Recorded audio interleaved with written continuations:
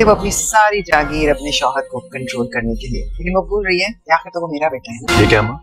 सुमन के डिवोर्स में नूरजहां के नेक्स्ट आने वाले एपिसोड में आप देखेंगे कि नूरजहां जैसी औरत अपने मकसद को पाने के लिए किसी हद तक भी जा सकती है।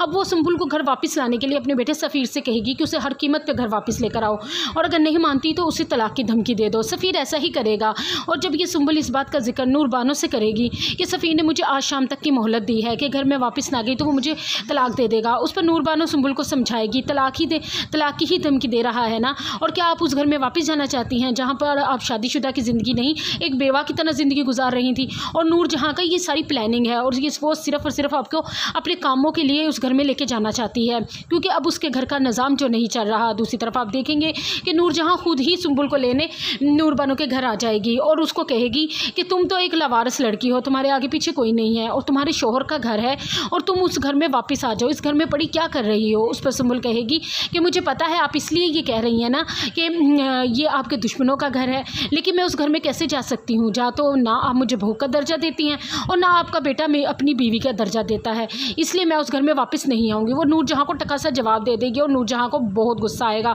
और वो जानती होगी कि ये सब कुछ सुंबुल नूर बानो की शैपे कर रही है। और अगले आने वाले सीन में आप देखेंगे कि नूर बानो अपनी ज़मीनों का सारा निज़ाम अपने शौहर मुराद के हाथ में दे देगी और कहेगी कि तुम इन ज़मीनों की देखभाल करो। दूसरी तरफ जब मुराद के बड़े भाई को यह बात पता चलेगी तो वो नूरजहां से कहेगा कि नूर बानो तो मुराद को पूरे तरीके से कंट्रोल करने की कोशिश कर रही है, इसलिए तो उसने अपनी सारी ज़मीनें मुराद के नाम कर दी हैं। उस पर नूरजहां बहुत खुश होगी, कहेगी तो बेफिक्र रहो, वो नूर बानो चाहे सारी जायदाद भी मेरे बेटे के नाम कर दे, लेकिन वो बेटा तो मेरा ही है ना, उसे हैंडल तो मैं ही करूँगी।